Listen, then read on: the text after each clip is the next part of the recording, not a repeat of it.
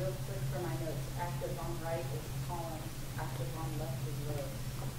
If we're thinking about the left argument, be careful. The one that usually comes from a modeling context, we're going to think about that. So it's kind of an interesting, let's assume that we're going to do matrix, linear systems problem. So I have an X in there. It is a let's be quite clear. So this is one of the things that makes me really angry. Mathematicians assume that this is, what do they call it, the bee's knees? Mathematicians say that in linear algebra, this is the only thing that matters. But my claim would be that really for using linear algebra in the context of applied problems, getting stuff that exists in the world into this format is a feat of intellectual sweat and just challenge and difficulty. And usually you would have to bring in consultants, right?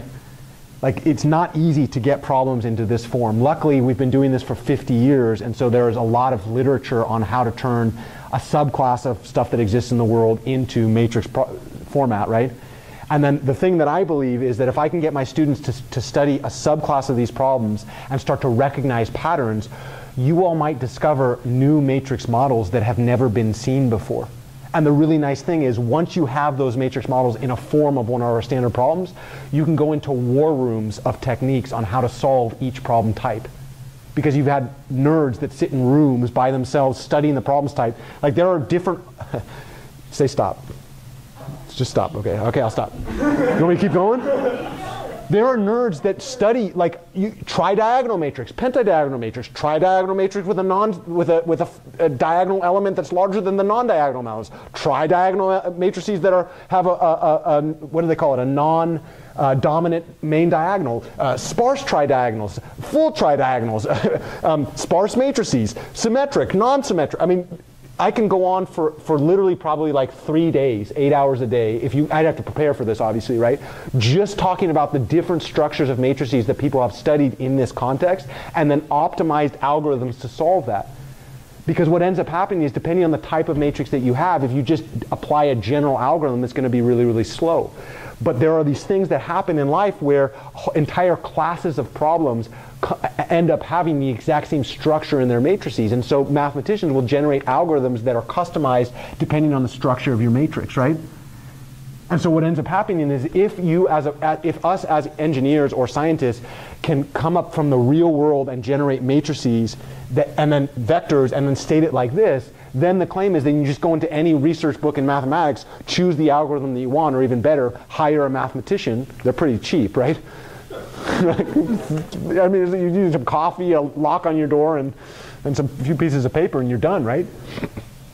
And so from that standpoint, like, getting this into this problem is non-trivial. But the moment that it's in this problem, the thing that we say is like, okay, it's not easy for me to solve this just by looking at it. So what I'm going to do is I'm going to use my acumen. I'm going to use the ability that I have, which is this symbolic idea of manipulating this matrix by a sequence of products.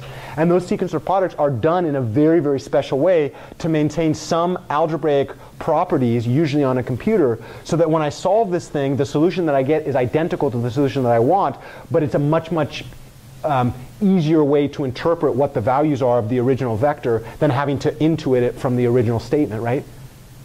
So from that standpoint, once I have this thing, I am now going to manipulate it on the left. And then I would, so this is where I would need like imagine that I'm a matrix, right? Will you raise my hand? Raise my hand. Okay.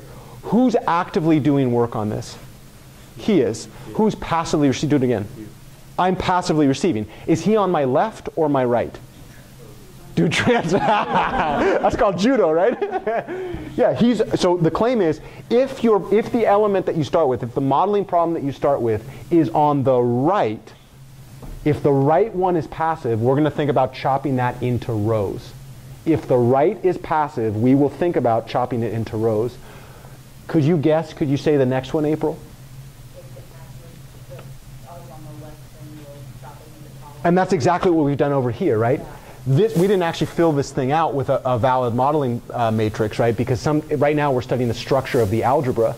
But here we're thinking about this thing as arising as from a modeling context, and then what are we actively doing to that? So in this case, n raised my hand. I was passive, he was active, right? In this case, we're going to raise the hand of that matrix. The passive matrix is on the left. The active matrix is on the right. What do we do to the passive matrix? Chop it into columns. What active work did we do? We swapped the columns. And that would tell you if I'm going to do something to the columns, I'm going to multiply on the right. If I do something to the rows, I'm going to multiply on the left. If I care about the individual entries, I'm going to think about it from the entry by entry standpoint. There's so much more to come. I think I should shut up now. I don't necessarily want to, but